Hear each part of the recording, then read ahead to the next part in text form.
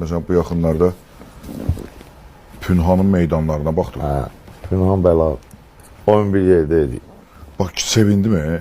Mir Fərid, Pünhan, Rüfət, Nasosni, Ələkbər Yasamoğlu. Mən dəvət etmişdim. Onlar dostumuz Turanın dayısı oğlunu toydu.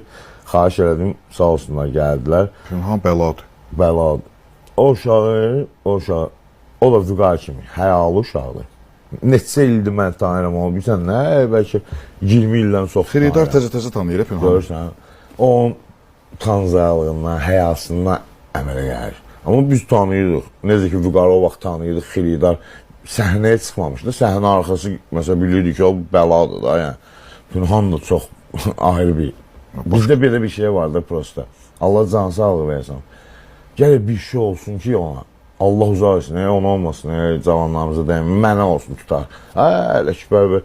Hayırdan o rəhməti edənlərə baxın, paxıllıq eləmiş. Abi, yetimlərə sağlığında bunu eləsəydiniz, valla rəhməti gelməzdi. Ölməz.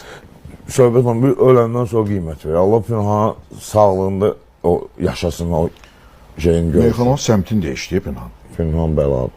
Meyxananın səmti dəyişdi. Pünhan bəladır. Qəsəmallı pis meyxanadan olmayıb. Ağıllısı az olub, istifadə edir, yəni təmizi də, yəni o işindən az olub, içimən qarışıq. Amma sənətkar olublar da, təkəbbürlüyə Allah yazmasın, mən özüm üçün deməmi olarsın. Yox, deyəndə mən deyirəm ki, indi bu sağlara Allah can sağlığı versin. Deyirəm, o Yasamaldan Əl-İslam çıxıb. Allah rəhmət eylesin. Nə danışırsın? Kifayətdir, Əl-İslam da bəla idi. Allah ona rəhmət eylesin. Məşəd Baba ilə avtomat kimi meyxana deyildi. 97-ci ildə çempion oldu.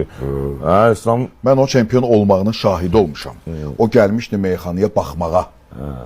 Çıxdı Çıxdı səhnəyə, dedi çempion da oldu.